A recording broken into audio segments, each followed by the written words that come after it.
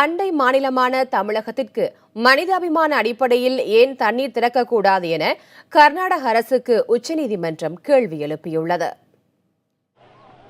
காவிரி நடுவர்மன்ற தீர்ப்புப்படி கர்நாடக அரசு ஆண்டுதோறும் தமிழகத்திற்கு வழங்க வேண்டிய தண்ணீரை இந்த ஆண்டு முழுமையாக வழங்கவில்லை. காவிரி நீர் கிடைக்காத சூழலில் சம்பா சாகுபடி செய்ய முடியாமல் விவசாயிகள் தவித்து வருகின்றனர்.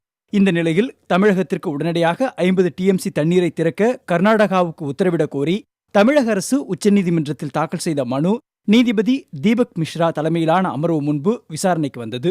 கர்நாடக அரசு தரப்பில் தமிழக அரசின் மனுவுக்கு எதிரான ஆவணங்களை தாக்கல் செய்த கர்நாடக தரப்பு வழக்கறிஞர் பாலி நாரிமன், இந்த ஆண்டு வறட்சியான ஆண்டாக இருப்பதாலும் தென்மேற்கு பருவமழை தாமதமானதாலும் தமிழகத்திற்கு தண்ணீர் திறக்க முடியாத சூழல் இருப்பதாக தெரிவித்தார். வறட்சி காலங்களில் நீரை எப்படி பகிர்வதென நடுவர் மன்ற தீர்ப்பில் குறிப்பிடப்படவில்லை என்றும் கர்நாடகாவின் பல்வேறு நகரங்களுக்கு குடிநீருக்கே வழியில்லை என்றும் அவர் வாதிட்டார்.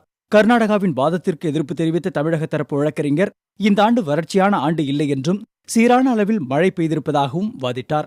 மேலும் வறட்சியின் போது காவிரி நீரை எப்படி பகிர வேண்டும் என காவிரி நடுவர் மன்ற தீர்ப்பில் குறிப்பிடப்பட்டுள்ளதாகவும் சொல்லப்பட்டது.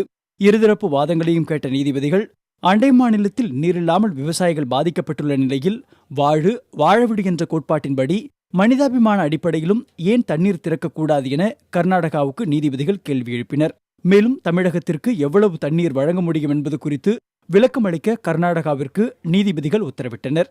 இதனிடையே கர்நாடகா தரப்பில் தாக்கல் செய்யப்பட்ட ஆவணங்களுக்கு பதிலளிக்க தமிழக தரப்பு அவகாசம் கோரியதைத் தொடர்ந்து வரும் திங்கட்கிழமைக்கு வழக்கு ஒத்திவைக்கப்பட்டது.